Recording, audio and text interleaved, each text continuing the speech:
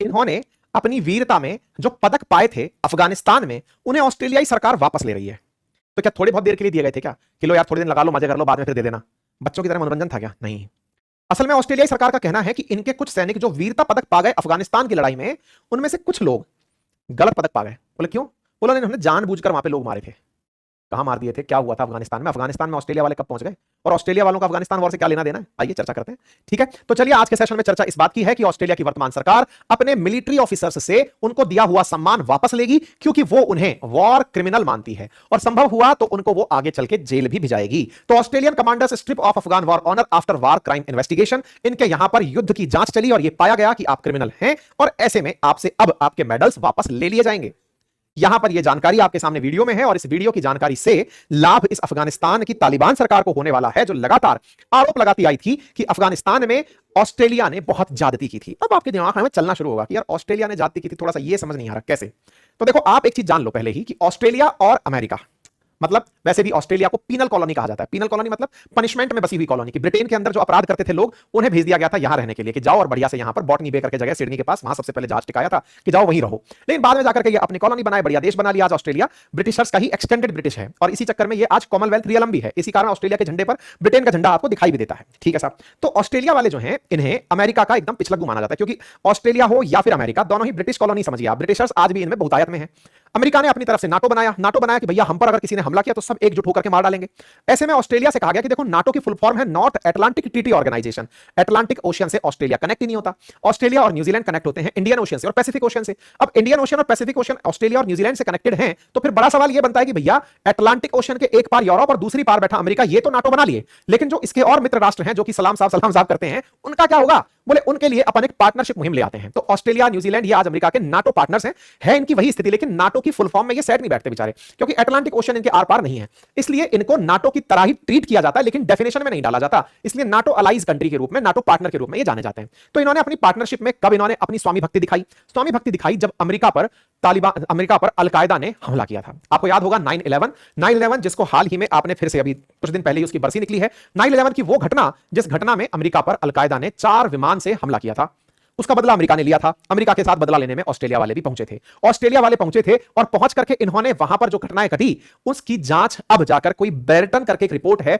उसमें निकाली गई कि इन्होंने जिस तरह से वहां पर एज ए सिपाही रहते हुए जो अफगानिस्तान में सिपाही बने का काम किया था, या फिर सुरक्षा एजेंसी के रूप में कार्य किया था, वो कितना सही था, कितना गलत था। कुछ लोग जो जबरदस्ती अपने नंबर बढ़ाने के लिए बेगुनाह लोगों को, बेकसूर लोगों को मार दिए थे कि साहब हमने तो देखो आतंकी मार दिया है, उनके ऊपर जांच बिठाई गई थी, और उस पर ब्रेयरटन रिपोर्ट आई, और उस रिपोर्ट के अनुशंसा के आधार पर लगभग 39 सैनिक ऐसे निकले जिनसे उनके वॉर मेडल छीने जाएंगे कि नहीं साहब आप लोगों को जबरदस्ती हमने दे दिए थे, आपसे ये मेडल हमको वापस लेने होंगे। ठीक है, तो एक ब्रेयरटन रिपोर्ट है, उस ब्रेयरटन रिपोर्ट के चलते 39 जो ऑफिसर्स हैं उनसे उनके वो छीने जाएंगे। ठीक है साहब, तो उम्मीद है आपको ये घटना तो समझ में आ गई। अब थोड़ा सा अफगानिस्तान की कहानी सुन लो। वैसे तो अफगानिस्तान के इतिहास में बहुत कुछ है, सोवियत संघ से लेकर के, अमेरिका से लेकर के, CIA से लेकर के बहुत कुछ है, लेकिन हम टू द पॉइंट आज के कंटेक्स्ट में बात करेंगे कि अफगानिस्तान के अंदर वॉर शुरू कैसे हुई थी। उसके बारे में कहते हैं कि अफगानिस्तान में एक समय ऐसा था जब अफगानिस्तान में रह रहे अलकायदा ने अमेरिका पर 9/11 का हमला कर दिया था। 9/11 का हमला हुआ था 2001 में 11 सितंबर के दिन, और 11 सितंबर के दिन हुए इस हमले में हाईजैकर्स ने 4 हवाई जहाज हाईजैक किए थे, और उन्हें वो न्यूयॉर्क में, वाशिंगटन में और एक पेनिनसिल्विया करके जगह है वहां पर ले जाकर टकरा दिए थे। सैकड़ों लोगों की जान गई थी। बंधक बनाए हुए हाईजैक्ड जो हवाई जहाज थे उसमें बैठे भी लोग मारे गए थे। अमेरिका के इतिहास में अमेरिका पर यह सबसे बड़ा हमला था, जिसका बदला लेने के लिए अमेरिका ने अपने साथ अपने नाटो सहयोगियों को बुलाया, और ऑस्ट्रेलिया भी उसमें सहयोगी के रूप में था। बोले आओ भाई हमला करने चलेंगे, अलकायदा को खत्म करेंगे, और अलकायदा के नाम पर जो उस समय उसका चीफ था ओसामा बिन लादेन, उसको खत्म करेंगे। और चूंकि अलकायदा को अफगानिस्तान में जो तालिबान है उसने शरण दी हुई है, तो हम तालिबान को भी खत्म करेंगे। बस इस मुहिम को लेकर के ये लोग निकले और जाकर के फिर अफगानिस्तान पर गोले बारूद चलाए। ये वो वीडियो है जिसके आज भी देख करके लोग दहम जाते हैं कि कैसे ये संभव है कि हवाई जहाज को सीधा ट्विन टावर के अंदर ले जाकर के टकरा दिया गया, और ये एक नहीं 2 हवाई जहाज बैक टू बैक इस तरह से लाए गए थे, और इस तरह से इन्हें सीधा सीधा यहां पर टकरा दिया गया था। यह घटना आज भी जब याद की जाती है, और इस घटना के बाद के जो दृश्य हैं जिसमें पूरी तरह बिल्डिंग का धराशायी हो जाना, बिल्डिंग में काम कर रहे लोगों का 9/11 के दिन इस घटना के बाद में मतलब मर जाना, ये बहुत ज्यादा अमेरिका को आज भी टेंशन में डाल देता है। और अलकायदा ने इस काम को प्लान किया था जो तालिबान की शरण में था, इसलिए बदला लेने के लिए तालिबान के खात्मे का निर्णय अमेरिका के नेतृत्व में लिया गया था। अमेरिका के साथ साथ नाटो और नाटो के सहयोगियों के रूप में ऑस्ट्रेलिया ये यहां पर पहुंचे थे। 2001 से 13 के बीच में नाटो के साथ ऑस्ट्रेलिया वालों ने ऑपरेशन स्लीपर चलाया था, जिसमें अलकायदा और तालिबान के खात्मे की लड़ाई लड़ी थी, जिसमें ऑस्ट्रेलिया ने अपने 39,000 से अधिक सैनिक भेजे थे, जिन्होंने यहां पर तालिबान, अलकायदा और अन्य जो इस्लामिक आतंकी गुट थे उनसे लड़ाई लड़ी थी। और ऑस्ट्रेलिया के बाद में, मतलब ऑस्ट्रेलिया ने 2014 के बाद में ऑपरेशन हाई रोड चलाया, जिसमें यह माना गया कि जब अलकायदा मर गया है ओसामा बिन लादेन खत्म हो गया है। इसके बाद में बोले यहां की जो लोकल सेना है उसको ट्रेनिंग देनी है। इसके लिए 2015 से 21 के बीच में यहां पर प्रॉपर तरीके से हाई रोड मिशन चलाया गया और उस हाई रोड मिशन के माध्यम से प्रॉपर तरीके की ट्रेनिंग ऑस्ट्रेलियन सैनिकों ने दी थी। ऑस्ट्रेलियाई सैनिकों की वापसी यहां से हुई 2021 में, लेकिन इस बीच में जो जानकारी निकलकर आई वो कुछ इस प्रकार की थी कि जो ये ऑस्ट्रेलियन सैनिक यहां गए थे, इनमें से कई ऑस्ट्रेलियन सैनिकों ने वीरता का काम किया, यानी कि अलकायदा के खात्मे का, तालिबान के खात्मे का काम किया, लेकिन उनमें से भी कई ऐसे थे जो कि केवल इसलिए कि उन्हें एक प्रकार से फायदा मिल जाए उन्होंने जबरदस्ती ब्लडिंग करी। मतलब ये लोग वो कार्य किए, जैसे मान लीजिए कि कोई सीनियर के साथ जूनियर ऑफिसर चल रहा है, बोले सर आज तक मैंने कोई आतंकी नहीं मारा, बोले कोई नहीं मारा, कोई बात नहीं, अपन तो अफगानिस्तान मारने ही आए हैं, चल कोई दिख रहा है तो गोली मार दे। तो ऐसा करके कुछ लोग ऐसे निकले जिन्होंने बेगुनाह को मार दिया, उसके पास में गन रख दी और टेलीफोन सेट पर, अपने मतलब वायरलेस सेट पर कहा कि रास्ते में एक मुठभेड़ हुई, हम पर हमला हुआ, हमने बस मतलब की कार्रवाई की और सामने वाला व्यक्ति ढेर हो गया।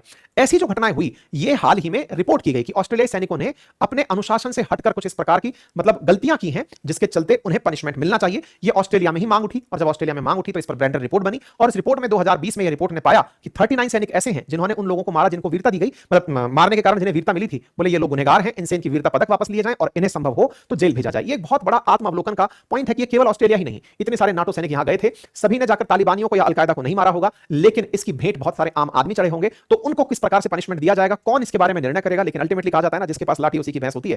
खैर ऐसे में फिलहाल के लिए अमेरिका अभी फिलहाल के लिए अपनी स्थिति में नहीं है कि वो खुद से इस बात को स्वीकारे, क्योंकि वो तो बदले की कार्रवाई किया था। फिलहाल के लिए यहां पर बस चर्चा का विषय इतना ही था। 2011 के अंदर ओसामा बिन लादेन मार दिया था, यह जानकारी मैंने आप लोगों को दे दी है, ठीक है। तो ऑस्ट्रेलिया लड़ाकू जो बल थे 2013 में से तो काफी सारे निकल आए थे, उसके बाद यहां पर सरकार बैठाई गई, लोकतांत्रिक सरकार 2014 से 21 के बीच में चली और इसी तक ही ऑस्ट्रेलियाई सैनिक यहां पर रहे। हालांकि उसके बाद में अमेरिका और तालिबान के बीच में पीस टॉक चली, अमेरिका ऑफिशियली यहां से बाहर निकल गया और तब से फिर से तालिबान का यहां पर शासन आ गया। आज ये इस्लामिक एमिरेट ऑफ तालिबान है, यानी कि अफगानिस्तान है, इस्लामिक कंट्री बन चुका है, पूरी तरह से अपने आप को वो इस तरह ट्रीट करता है कि तालिबान का ही शासन है। दुनिया वाले अब इनके साथ में अपने तरीके से वापस से रिलेशन रख रहे हैं, बायलैटरल रिलेशंस अफगानिस्तान के साथ फिर शुरू हो रहे हैं। ये कहानी संभवतः आप लोगों को पहले से संभवतः पता होगी और नहीं पता है तो कभी इस पर फिर एक बार डिटेल सेशन कर लिया जाएगा, ठीक है। तो ये एक अपडेट था, अगर आपको जानकारी पसंद आई हो तो साथियों के साथ जरूर साझा